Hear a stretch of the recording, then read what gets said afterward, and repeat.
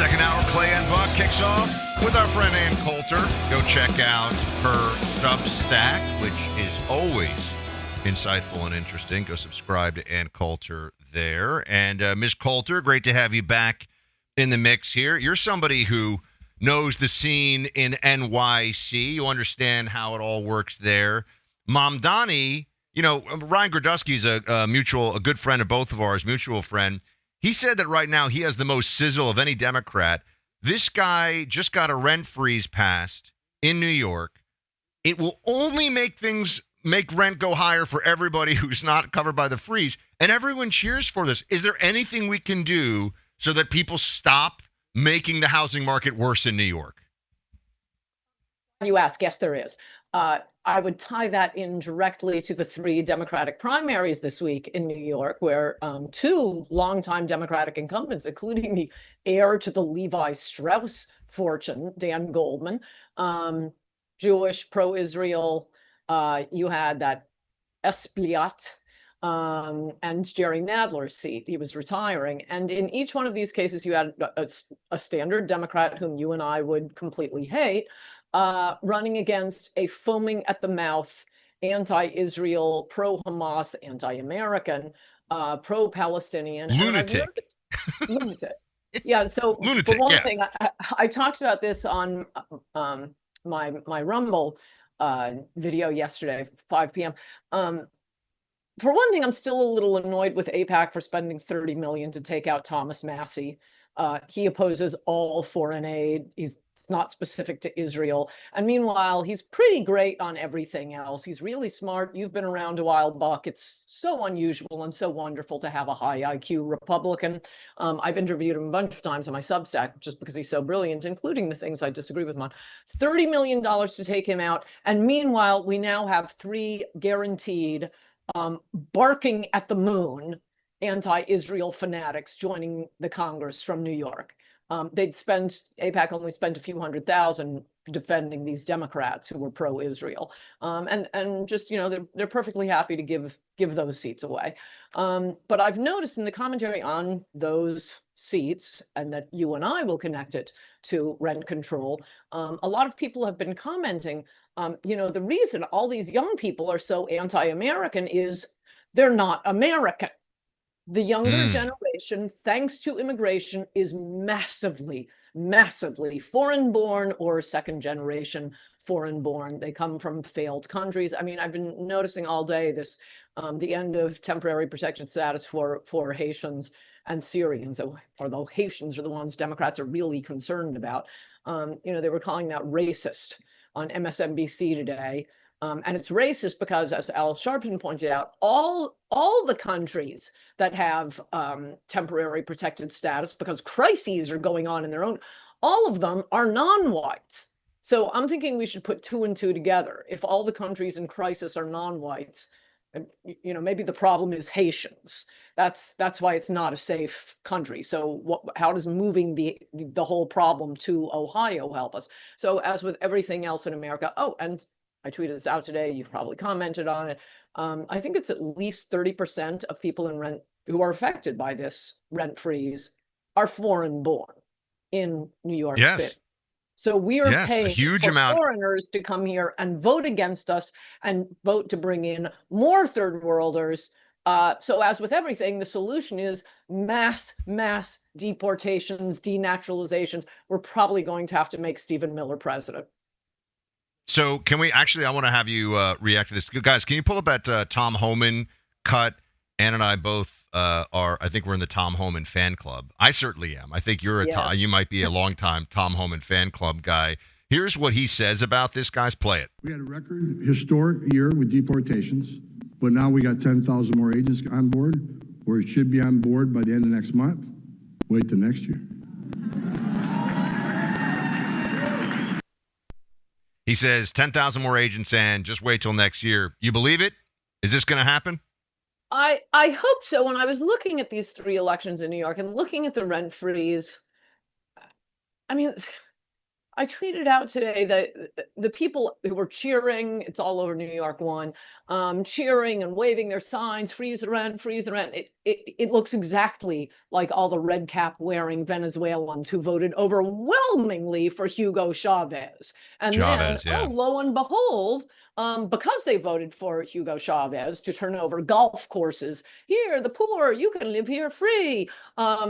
Before you knew it, a country that's sitting on one of the largest reserves of oil in the world, the people were starving to death. So they have to flee here, and then they vote for the exact same policies. So I was thinking, man, Congress better be funding a lot of deportation agents, and it's got to be pedal to the metal. You know, this ruling from the Supreme Court yesterday on ending the temporary protected status for Haitians, I was looking at that today. Every district court to look at that, and there were about almost a dozen. Every district court judge told Trump he couldn't do it. He couldn't suspend temporary protected status. And I happen to notice, I've been noticing this about immigration judges, immigration rulings, immigration activists. Oh my gosh, a lot of them were not born in America. The third worlders we talked, I'm sure and your favorite judge, Sparkle Suknanan, has weighed in. Sparkle Suknanan, just like the founders intended, born in Trinidad and Tobago, and is now telling the federal government they can't use federal government data to determine that illegal aliens shouldn't be on the voter rolls. So she's really important in this process. But I do, I live in South Florida now, so I just got to say this: what you're saying about all the foreigners who are coming here and what they want is generally true. There is the exception, though, and actually Venezuelans fall under this exception. So do Cubans. People who come here from countries wrecked by communism, oftentimes, certainly in the case of Cuban Americans here, and actually in the most recent election in 2024, the Venezuelan Americans, they hate that crap, and they vote solidly Republican. So it's the people that come here from... I'm very suspicious of that. I think we'll get the first generation. I mean, the Cubans, they went for Clinton. I know that was a while ago, but they don't vote like white American wasps. Well, that may be true, but I'm just telling you, Venezuelans voted majority Republican, Venezuelan Americans in 2024, and I think it's because their country got so screwed up by the socialist policies that now, unfortunately, in New York, they're trying to. But I want to actually go back to the issue of rent control. I think this is, and people are like, why do we care so much? Because I view this as one of those things that it's a little bit like minimum wage, which is another one, by the way, where even people who are I'm so right wing, you go, yeah, but minimum wage, like, it doesn't even work the way it's supposed to work. They still want it. And I think that rent control is one of these things where no matter what data you show people, no matter what, there's this huge cohort in New York, certainly, who benefit from it. So we know why but even people who don't benefit from it, and they want it because it makes them feel good to want it. Yes. And it's even more frightening in the case of Mayor Zorhan Mamdani. And that is, maybe you've already talked about this, but he has people working for him specifically in housing. And their idea is to drive landlords out of business so they can turn it into public housing. If you're not from New York, the only neighborhoods that will never, ever, ever be nice are those that have a public housing project. Yeah. We call them the projects. Yeah, they're projects. run down. They're disgusting. I knew a guy who worked for the unions who cleaned them. He could tell the difference in the feces dropped by a male or female in the elevator banks of public housing. So it's basically Dante's inner circle of hell. And that's what they're trying to do, because these landlords are showing up at the meeting saying, I can't pay taxes. I can't keep the water on. I can't run the heat. I can't repair anything. My costs are going up and you won't let me charge more. I'm going to have to walk away from this property. They're called ghost apartments, ghost buildings. They're popping up all over New York. And as far as Mamdani and his team are concerned, that's fantastic, because, wow, they can turn all of New York City into Venezuela. It's astonishing. And I wanted you to weigh in also, Gavin Newsom is getting in on the because you at one point, I believe you lived in California a long time ago. California very well. They have a 5% wealth tax on the ballot for this fall. And, I have very mixed emotions about a lot of this. Like, this is a whole put me on the couch. Like, there's some stuff I want to talk about here. these billionaires who, some of them, like Elon, I love him. He's done a lot for us and he's changing the world. He's doing good things. A lot of these Silicon Valley, especially these VC billionaires, have decided that they're pro-Trump and Republican about 5 minutes ago. And I'm like, do you guys see what you've done here to California? They built this monstrous machine of Democrat collectivism, and now it's eating them, and we're supposed to feel sorry for those guys. But on the other hand, I think it is disastrous. What do you think? Will it pass? And what does this mean? Well, it's led to you having much richer, fancier neighbors down there in Miami. Yeah. Because a whole slew of billionaires, particularly in Silicon Valley or that field, this tax is retroactive to January 1st of this year. So if it passes, and it will pass without, I mean, talk about taxation without representation, they're gone. They boy, they want to make sure they're not residents. The rules are very, very strict. If you've, as anyone who tries to move out of New York will know, you have to leave your doctors behind, you have to leave your apartment, you have to leave your house, you have to leave your clubs, you have to bring all of your valuables with you, change bank accounts, change everything where your kids go to school. You really have to pull out of California. And a slew of them did before January 1st of this year to avoid that tax. One of the billionaires I remain sympathetic to because of his dating life. And that is, I talked about this on Rumble a few weeks ago. It makes me so happy. Sergey Brin, one of the founders of Google, is dating a MAGA influencer. And she's brought him, or he's brought her, to, dinner at the White House with Trump, to Mar-a-Lago. And he gave, I don't know, something like $50 million to get Steve Hilton elected. So, and she looks like a lovely, lovely girl. So thank you, MAGA influencer who's dating Sergey Brin. Yes, more pretty conservative girls dating these Silicon Valley billionaires could only be a good thing, because unfortunately, I think of the 5 richest women in the world or something right now. They're all the ex-wives of these of Steve Jobs, of Bezos, of one of the Google guys, and they're left-wing lunatics who started it. Remember her? Ariana Huffington kind of started that trend. Yeah, and she, of course, the Huffington Post was somehow a site that kept getting sold, even though it never actually made any money. Not a surprise. They get a lot of that stuff.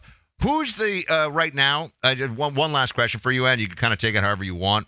Clay and I but we go back and forth over whether it's Kamala or Gavin Newsom who's going to be there. And we're going to be talking about this for real soon. I keep telling people we're going to be in the presidential election cycle in the blink of an eye here. As soon as next year starts, it's really underway, especially for the Democrat side. And who do you think is the leader of the Democrat Party right now? I think the nominee, I mean, who knows? It's a long way away, so don't quote me on this, but I'm with you. I think it's Gavin Newsom. And everyone says, especially people from California, oh, he's wrecked California. He's been such a disaster. Do you realize how stupid Democratic primary voters are? No, I totally think they will go for him. This is what I have, by the way. I have people come up to me and they'll say, like, I mean, Buck, do you really believe that in New York where you grew up, there's 8 Democrats for every Republican? And I have to look them in the eye and be like, I promise you the answer is yes. I was like, they are as crazy as I'm telling you. There are as many of them as I tell. Because, if you grow up in you grow up in like Clay, like Franklin, Tennessee, it's like, oh, it's beautiful and it's safe. And it's, everyone's, been in the country for 300 years and everything else. I was like, no, in New York, it really is. As you said, like Dante's 8th circle of hell, at least politically. So, I try to tell people what it's like, and they're still shocked. That can't be. I just hope our side, and you'll get mail on this because for some reason people are dragging their feet on J.D. Vance. I just hope our nominee is J.D. Vance. I think Ron DeSantis, your governor, is an unbelievable leader. I wish we could just appoint him president of the United States, but we can't. I don't think he was that good in the debate with Gavin Newsom. I mean, won on points, but Newsom is glib and charming. He's much harder to beat than I think our side thinks. And JD is really good in a debate. Again, he's really smart, and I'm just so happy whenever we have a smart Republican. They are rare. Yeah. I think Ron becomes either maybe Secretary of Defense or White House Chief of Staff for JD. I mean, I think that would be that would be a smart way for it to go. But anyway, we'll see. Ann Coulter, guys, you got to go check her out every Thursday, 5 p.m. on Rumble. She does her show live there. Unsafe on Substack. Ms. Coulter, have a great weekend. Have a great 250th, and we will see you back here soon. See you soon. Thanks, Buck.